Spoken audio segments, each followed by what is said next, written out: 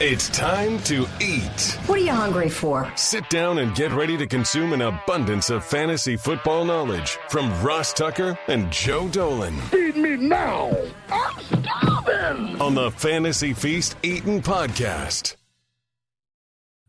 Yeah, let's eat, baby. It is the Fantasy Feast Eatin' Podcast presented by DraftKings. I'm Ross Tucker, former NFL offensive lineman, 5 teams, 7 years, bunch of podcasts. This is the show that's so nice we do it twice. It is the Fantasy Feast Podcast. Obviously, if you like betting, check out the Even Money Podcast.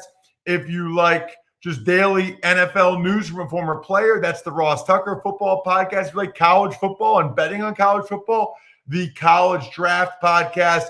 On social, I'm at Ross Tucker NFL. We are at Ross Tucker Pod. He is at FG_Dolan. His name's Joe Dolan. He is the fantasy gangsta. That's why it's FG_Dolan. He's the man. Check him out at fantasypoints.com. Use the code 21Feast, the best fantasy football information out there by far. Joe, I want to start. There's 6 teams on buys, including a lot of good players, including last week's Performance of the Week player for the Bacardi Spiced Rum, and that's CeeDee Lamb. He had the DraftKings Performance of the Week presented by Bacardi Spiced Rum. 9 catches, 149 yards, 2 touchdowns, including the game winner on 11 targets, 39.1 total points. So he's a stud. Bacardi Spiced Rum's delicious. DraftKings is amazing. And the question is, what do you do for the people that have guys like CeeDee Lamb? You pick up guys that you have absolutely no desire to start. By the way, I do fully acknowledge that I reverse jinx CeeDee Lamb. And I am you're welcome for that, by the way. I threw the tweet out there. He's been a massive disappointment for fantasy when he had like 2 catches for 20 yards against the Patriots, and then he went nuts in the second half. So if you have CeeDee Lamb, I'm among those people, by the way. You're welcome for that. Ross, you're going to be starting people that you never want to start in a fantasy lineup, but such is the nature of fantasy football. I mean, just hope that with all of your 7 the week 7 buys, the 6 teams on bye, that your opponent has to deal with them as well. I'm in a couple of leagues where I'm getting crushed. I have like an entire lineup on bye, and my opponent has somehow nobody. And sometimes you just like say, all right, let's get the loss out of the way and we'll move forward. A burn the tape game, if you will. Well, that might be what happens for the Lions because they got to play the Rams Sunday. Yeah. What are we doing fantasy-wise here? It's a double revenge game, Ross. Jared Goff revenge game, Matthew Stafford revenge game. Stafford doesn't really have a whole lot to gripe about. The Lions traded him to a great team and have put him in a position to win a Super Bowl and potentially an MVP. I don't think Matthew Stafford has too much to gripe about. The Detroit Lions last week was almost kind of emotionally the culmination of a lot of awful just luck. A culmination of some just brutal losses. You lose to Tucker on the record-breaking field goal. You lose to Minnesota in a shockingly similar way, even after Dan Campbell does the right thing and goes for 2 to win the football game. And then last week, they just no-showed against the Cincinnati Bengals. For Detroit, it was good to see that TJ Hawkinson kind of got off the schneid with a big game. With 11 targets, he had 8 catches for 74 yards. You're starting him. DeAndre Swift, it would be really nice to see DeAndre Swift do something in the first 55 minutes of a game, but this guy has been a garbage time master. Check down, check down, check down, check down, check down. Despite doing nothing for, again, 55 minutes of that game, he ends up with 67 yards from scrimmage and a touchdown with 5 catches as well. I think Jamal Williams is running well. And I think Jamal Williams is going to be an important player for the Lions because I think they want to try to keep the ball out of the hands of Matthew Stafford in this game as much as possible. Don't know how much that's going to work. But by the way, if you need a wide receiver from Detroit, Amon-Ra St. Brown's the guy. If you need to start somebody, he's led their receivers in targets in each of the last 2 weeks, their wide receivers, that is. I'm not thrilled about it because almost everything he did last week was in garbage time. Then again, almost everything the Lions offense did last week was in garbage time. And they'll have plenty of garbage time in this one. And the Rams on the other side? The Rams are the Rams. I think you start who you start. Darrell Henderson's a bell cow as long as he's healthy. Cooper Kupp and Robert Woods. They've Kupp is Stafford's guy, okay? They had the squeaky wheel game for Woods a couple weeks ago. He obviously got in the end zone. They didn't have to throw the ball much last week against the Giants. Kupp is Stafford's guy. But Robert Woods, I doubt very many fantasy teams this week in particular had the luxury of sitting Robert Woods. He's emerged. They had that weird rotation going with Van Jefferson early. Robert Woods has kind of emerged as the number 2 guy. A guy who's had some really bad luck for fantasy is Tyler Higbee because he's playing at like elite rates. He's running elite levels of routes. But Matthew Stafford on a pass where Tyler Higbee could have walked into the end zone, like flat walked into the end zone. Stafford put it on his back hip. Higbee had to adjust to catch it, and he fell down at the 1 and didn't get the touchdown. I wonder if Tyler Higbee gets in the box this week. Interesting. Next game's up. Maybe Dallas Goedert gets in the box. It's the Eagles and the Raiders. The Eagles are without Zach Ertz. He's been traded. Yes. So it could be Dallas Goedert time. They did announce while we're recording this, Tyree Jackson is going to start to practice. Now, that's one of the guys that made them that they decided trading Zach Ertz was a viable strategy for them. Also in the fact that, you get to trade Zach Ertz to a contender. You get a pick and a young player. It was a trade that made sense for both sides. Now the Eagles, Howie Roseman came out and he kind of challenged Dallas Goedert. He said, look, we know Dallas Goedert's on a contract year. Show us what you can do, man. I think Dallas Goedert's going to be really motivated here to get the bag because he's got an opportunity here going forward to really to secure his position as an elite tight end in the NFL. I think he's got the skills. He has not done that consistently. Part of that reason is because he's been splitting snaps and targets with Zach Ertz. One thing I think Philadelphia really needed to do, and I'm not breaking any news to anybody here, they needed to self-scout over this mini bye. They played last Thursday night, and they played competitively against the Buccaneers. Let's give them some credit. They've had a really difficult schedule thus far, but they are putting way too much on the plate of Jalen Hurts. It's shotgun every play, RPOs every play, screen pass. I understand. Nobody's asking you to play like you have Derrick Henry in your backfield. But you need to take something off what is essentially a rookie quarterback here. New coach. Run the ball. Run the ball more. The Raiders should present an opportunity to do that. Miles Sanders has played above 70% of the snaps in each of the last 2 games. I wouldn't be surprised if Miles Sanders gets 15 carries in this game. And that, I know that's not like an oh my God prediction, but based on the way they've played so far, kind of is. Devontae Smith, tough matchup with Casey Hayward on the perimeter. I think it's a good week for Philadelphia to self-scout, try to do some smarter things, try to take a little bit off of Jalen Hurts' plate, and get the ball into the hands of Miles Sanders. That would be nice. What about anything else for the Eagles before we get to the Raiders? No, I mean, like I said, Devontae Smith, tough matchup. I love Dallas Goedert this week. I just have a feeling about Miles Sanders. Raiders time. They're making big plays in the passing game. The problem is the entire philosophy of the Philadelphia Eagles is to keep things underneath and prevent big plays. So I don't know how great a game it is for Henry Ruggs, who's been playing really well. I wonder if this is a game for Darren Waller. I mean, not like Darren Waller's been dead. He still has a good target share. Like, I think he's still like number 2 among tight ends and overall target share. But like, I wonder if this is a good game for Darren Waller to kind of start putting up like actual, big time numbers, the numbers that you drafted him in the second round for, because the Eagles do prevent those big games. The Eagles give up a lot of production to opposing running backs, and the usage for Josh Jacobs is the best of his career. 62% snap rate is a career high. The problem is the efficiency is the worst of his career. Per SIS, only Philip Lindsay has been worse in points added per run play. I think a lot of that owes to the state of the Las Vegas Raiders offensive line. But the Eagles have been a run sieve this year. I mean, just giving up massive numbers to opposing running backs. They are giving up the 6th most fantasy points per game to opposing running backs. Pretty good week for Josh Jacobs. It sure is. What about the Houston Texans and the Arizona Cardinals? So the Texans, I mean, even in these bye weeks, I don't know how you have faith in anybody more than Brandon Cooks, who, by the way, got back into dominating the target share last week against Indianapolis with 13 targets. Nico Collins is an interesting player coming off of IR. He had 6 targets.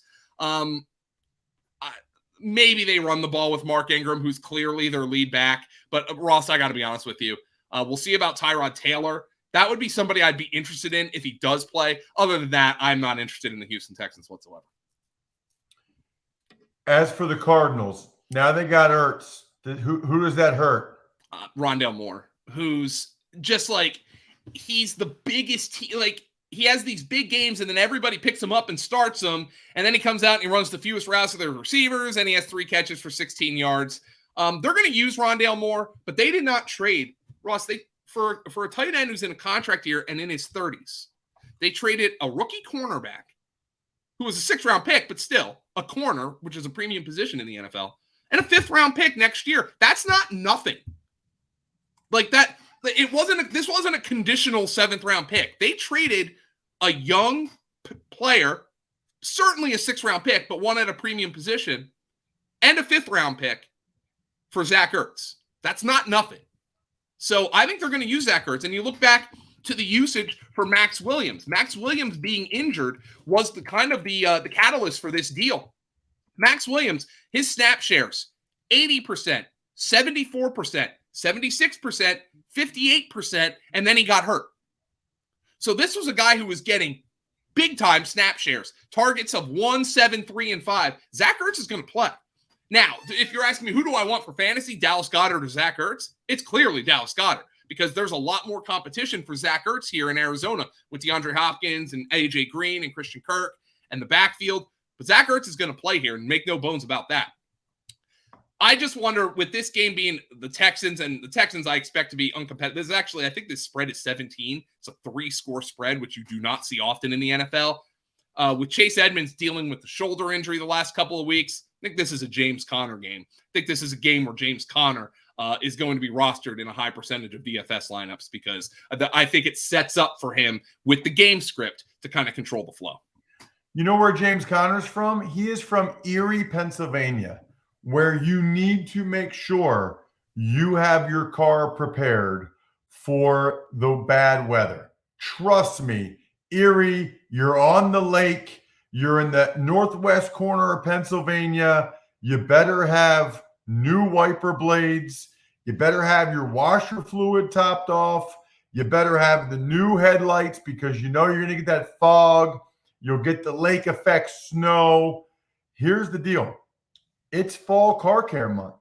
Visit your nearest AutoZone or head to AutoZone.com to start your job today. Make sure you have the right parts and products for you to be ready to roll and keep your car moving this fall.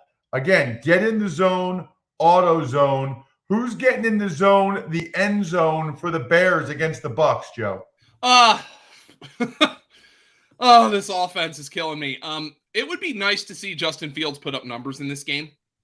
It kind of sets up for him. This is a defense that not only have teams been unable to run against, they've just decided we're not going to run against. The Eagles, of all teams, actually had like the most run attempts against the Bucs in the last 3 weeks from their running backs. Teams do not run on the Tampa Bay Buccaneers. It would be nice to see Justin Fields try to run it himself. It would be nice to see Justin Fields throw the ball in this game. Darnell Mooney, Allen Robinson, I would hope are guys who can make plays in this game. The Buccaneers have given up the 5th most fantasy points to wide receivers this year. So I would like to see Justin Fields kind of put maybe 220 yards. I'm not asking a whole lot, Justin. 220 yards. Go with Darnell Mooney and Allen Robinson as wide receiver threes. Just throwing this out there because I know people are going to ask about him. Khalil Herbert, the running back from Virginia Tech, the rookie running back for the Bears. He's been their guy in early down situations the last couple of weeks. But I wonder if Damian Williams can get off the COVID list in this game, can Damian Williams establish himself in the passing game? Because that's where teams have to make their hay to score against the Tampa Bay Buccaneers. What about on the other side for the Bucs? I mean, they're just a machine right now. Leonard Fournette's been a league winner. He has truly established himself as the lead back in Tampa Bay. And look, he's catching the ball. He's scoring touchdowns. Leonard Fournette is somebody who must be in your lineup. Ross, I'm not sitting any of their receivers. Bar none. Mike Evans had the tough matchup.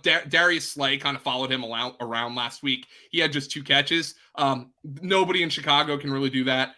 Antonio Brown, Chris Godwin, Evans, all in your lineup. Could get Gronk back this week as well, for those of you who have been hurting at the tight end position. And obviously Tom Brady. The Buccaneers are easy because you just want to play everybody on this team. The problem is there's only one football to go around, but the upside is so high for all of their players that you just don't want to sit them and risk having a big game, especially in a week, or risk losing a big game rather, especially in a week when 6 teams are on bye.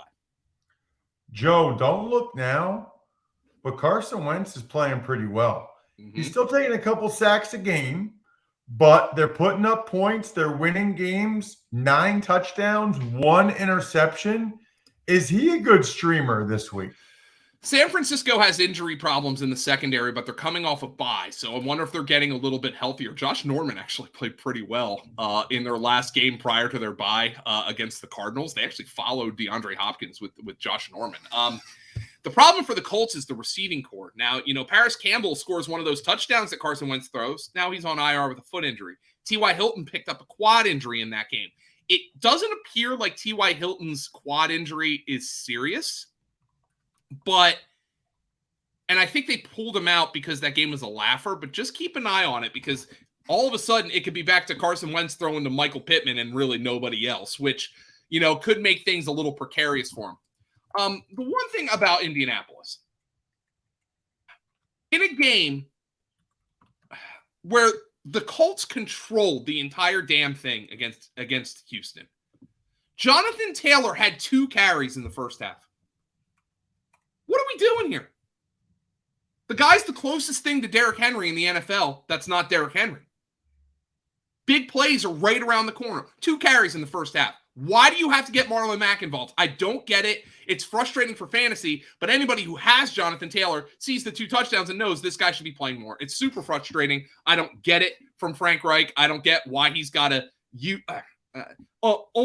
only Nick Chubb and James Robinson have more yards after contact per carry than Jonathan Taylor this year. I don't get it. I don't get why. I don't understand it. I don't understand the usage. I wish I could tell you more, but there's no reason 3 running backs should be in the rotation here. What about for the Niners? Jimmy G's back. Yeah, Jimmy G is going to start, which is good news for Deebo Samuel. Probably good news for Brandon Ayuk. I mean, if Brandon Ayuk doesn't get it done this week, I don't know when he's going to get it done for your fantasy team with 6 teams on bye.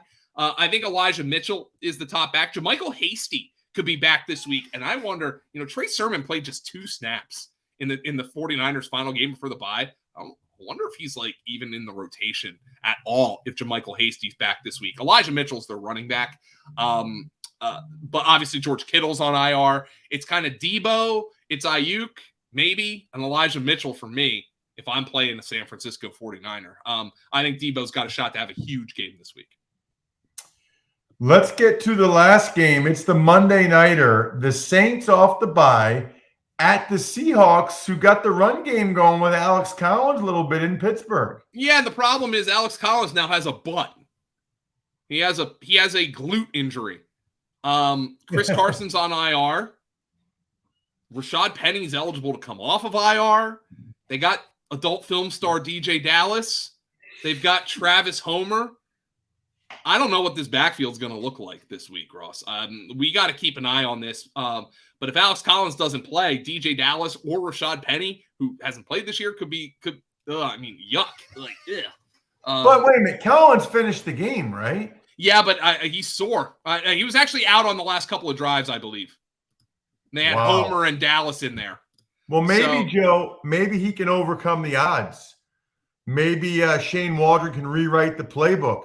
Maybe Geno Smith can deliver under pressure. The MVPs of small business lead their teams to victory all year long. Visa is proud to provide playmakers everywhere with more tools to help grow their business and help them achieve even greater success. Because the more people we can empower, the more we all win. Visa, a network working for everyone. All right, Joe, so what are we doing with Seattle? I think we're playing DK Metcalf. I think you still have to play Tyler Lockett. He got 7 targets. And I got to tell you, Ross, we're recording this on Wednesday. I think you got to wait on the backfield. DJ Dallas is the guy, he caught 5 passes for 33 yards. I'd probably be most interested in if Alex Collins can't play. And then for the Saints coming off the bye? Well, we don't know yet about Michael Thomas, but we haven't really heard anything, which indicates to me that he might not be close to returning from injury. Thank the Lord. Alvin Kamara's back. That was a rough bye week to lose him. He had a massive game against the team in week 5. Marquez Callaway tied for the team lead in targets with 8. The Seahawks pass defense is a disaster. Jameis might be a viable streamer, and they've designated Traquan Smith to return from IR. Just keep that in mind. If you're dying at receiver, I think you can play Marquez Callaway. And because of the state of the Seahawks passing defense, Ross, this thing has been bad. I think you can consider Jameis Winston as a streamer this week. Wow. Okay. I like it. I also like everyone that goes to fantasypoints.com and uses the code 21Feast because Joe and his group at Fantasy Points, they drop so much knowledge, it's not even funny. Also love those of you that hit us up on social quote tweets. We love quote tweets. Good chance Joe and I will retweet you if you give a quote tweet saying how much you love the show at Ross Tucker NFL, at Ross Tucker Pod, and at FG_Dolan. Now I'm officially stuffed and done.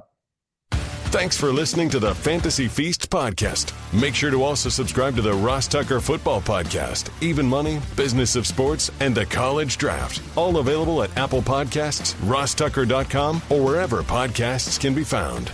A lot of times on the show, I mentioned DraftKings. Here's what you need to know. You got to be 21 or older, New Jersey, Indiana, or Pennsylvania only. New customers only. Restrictions apply. See DraftKings.com/sportsbook for details. Gambling problem, call 1-800-GAMBLER, or in Indiana, 1-800-9-WITH-IT. By the way, if what I was talking about included a deposit bonus, doesn't always, sometimes it does. Deposit bonus requires 25 times playthrough, and deposit bonuses are paid out in site credit.